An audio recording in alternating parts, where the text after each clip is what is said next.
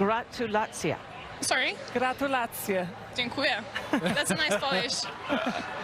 We Good have job. Caroline and all of these Polish fans. Yeah. They're so proud of you.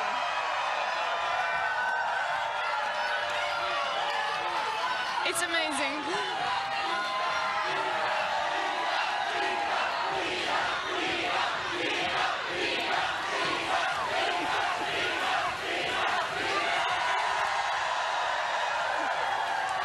I don't think I'm gonna hear your questions, honestly. It's okay. We'll yell them.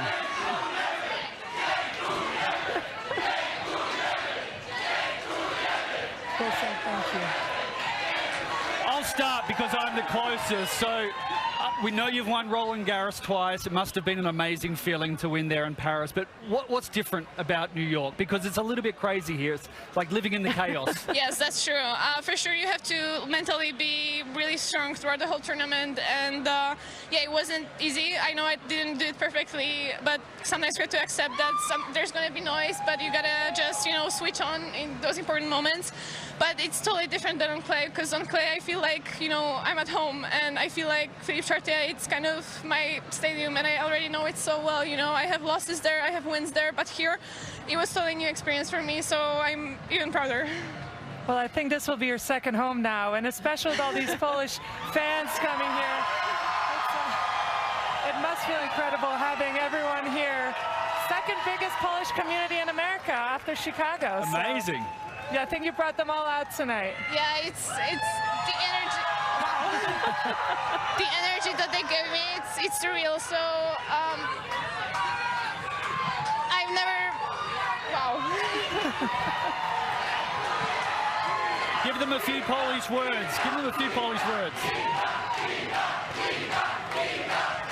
Go ahead, say sorry Polish to them. I've never experienced that, so. You've earned it. When I started winning, actually, there was COVID, so honestly, it's a pretty new situation for me, and the power that they're giving me, it's surreal. When I was younger, I didn't expect, to have so many people behind my back, so it's a dream come true for sure. You said coming into the event, you didn't have the greatest expectations, and you fought your way through the tournament, but you also mentioned how stubborn you are. How does your stubbornness help you in events like this? Because you just don't give up.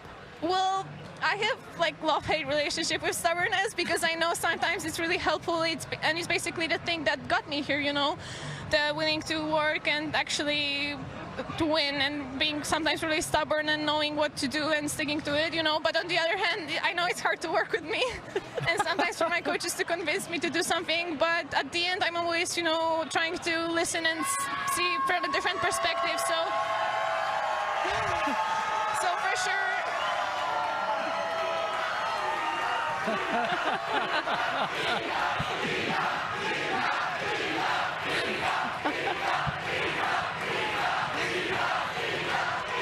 Iga, if you want to say something in Polish, please do. Are they hearing me?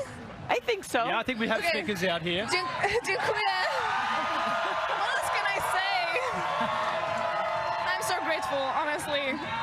It's surreal. I don't know if you remember, but I was in Adelaide, one of your first practice sessions for the year, sitting courtside watching you practice. Could you imagine ever being the world #1 now, winning 2 majors 9 months down the road? Did you ever think this was possible? No, honestly. I feel like, I just being raised up in Poland, it's not so sure for us that we're gonna be raised to be, tennis superstars or sports superstars. It's always, we have to find our own path.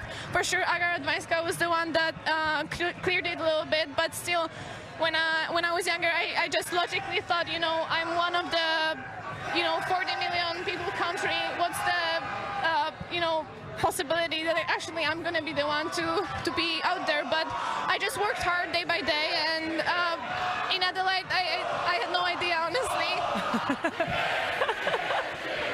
Wow, it's my birthday.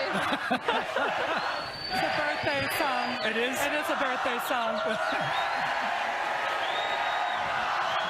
Well, my question is, how are you going to celebrate tonight? Oh my God, honestly, I don't know how to celebrate, you know, yet. They do. Honestly, usually it's just I'm lying in the bed and actually having peace, not having to sleep on a schedule, you know, and watching TV show. But yeah, maybe this time I'm gonna do something else. I know that tomorrow I'm going to musical. So interesting stuff. Nice. I'm trying to get educated, and you know, so it's pretty nice. But I don't know, honestly. So no late night bar hopping, no pierogis in the Polish village or anything? You should recommend some places for me. I definitely will. We'll have a talk afterwards. I have a little bit of experience. But honestly, this match today was so physical that actually the best idea for me would be just lie in bed and rest. One other question. I saw you change rackets before your first match point. No broken string. What was that? I wanted to do that earlier, actually, but during the tournament, I already got like not code violation, but actually the referees told me that it's not good to change rackets when your opponent is serving. But I felt like, yeah, it's better that I do it because I actually was thinking for the last couple of points that my strings are getting loosened up. So yeah, I wanted to change just to not have regrets later. It didn't work because I lost that point, but On served pretty well in those important moments. Sure did. So she didn't give me anything for free. Yep. Iga, before I let you go, we've done this with several champions, and I can't remember crowds like this except for maybe Rafa. And Serena. And Serena and Roger. But you're right up there with this crowd, and I know you look up to Rafa and you look up to Nadal. This is the kind of crowd he gets, so enjoy it. Thank you. Thanks a lot. Please get up. Show them your trophy.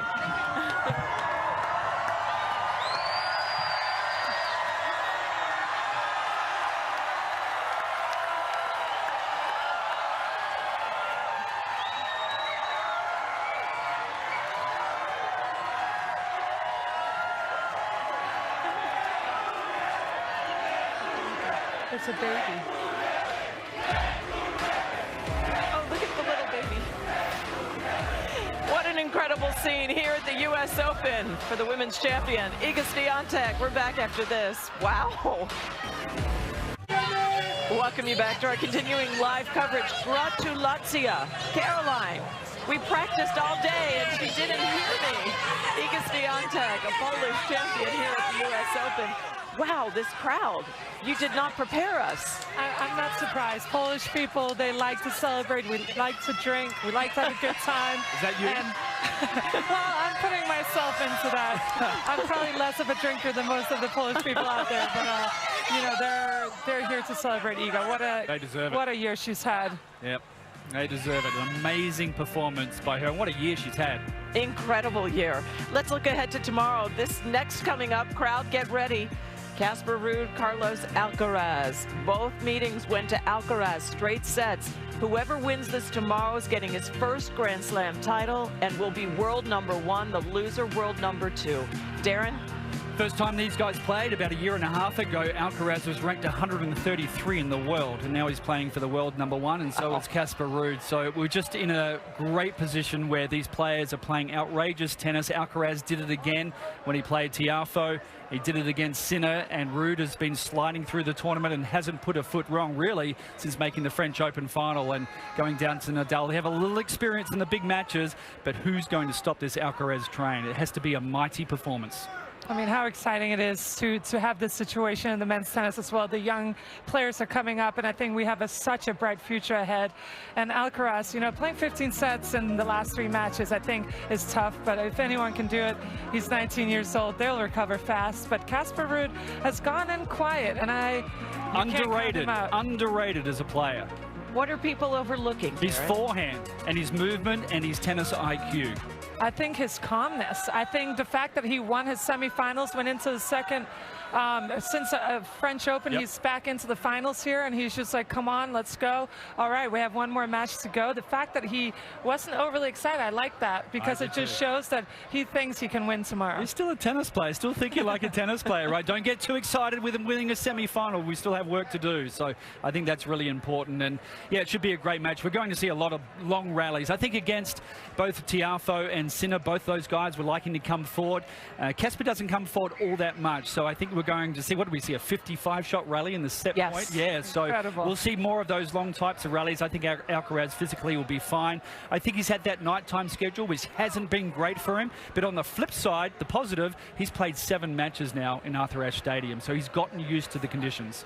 And the crowd. Yeah, the they'll be on his Spanish side. crowd. He said 2 weeks ago, I get a lot of support in New York from all the Spanish fans, and it's going to be loud, I think, for Alcaraz tomorrow. I just love the fact that Alcaraz has been up and down match points, and he's just doesn't matter. He just brushes it off, and he's like, let's keep going. Let's go. I have energy. I'm out here. I'm going to show my opponent that I have more energy than you. I love his attitude. Fire up, Chris McKendry. One day to go. I'm fired up. I've been fired up for 20 days now. We've been out here. Or is it 21? Tomorrow's our last go-around. It's Championship Sunday here in New York. Our live coverage continues at 1 Eastern, ESPN Women's Doubles Championship. 3 on ESPN. Join us as we prepare for the Men's Championship. Our coverage presented this weekend by Cadillac. It's Casper Ruud and Carlos Alcaraz. Follow the championships, USOpen.org. Congratulations, Iga Świątek. Now stay tuned for ESPN College Football Saturday. For Darren Cahill and Caroline Wozniacki, I'm Chris McKendry. We'll see you again tomorrow. Championship Sunday at the Open.